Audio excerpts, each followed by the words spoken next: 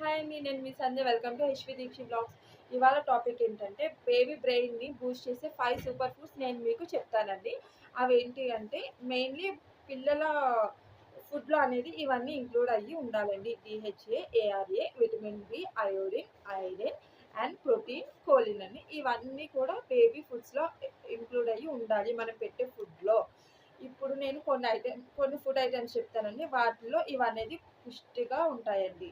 అవేంటంటే milk, cheese, leafy vegetables, avocado, ఆహ్, ఇంకా ఎగ్స్, ఫిష్, మెయిన్‌లీ ఏంటంటే డ్రై ఫ్రూట్స్ అండి. ఆ డ్రై ఫ్రూట్స్‌లో కూడా వాల్‌నట్స్ అండి చాలా ఇంపార్టెంట్ బ్రెయిన్ డెవలప్‌మెంట్‌కి.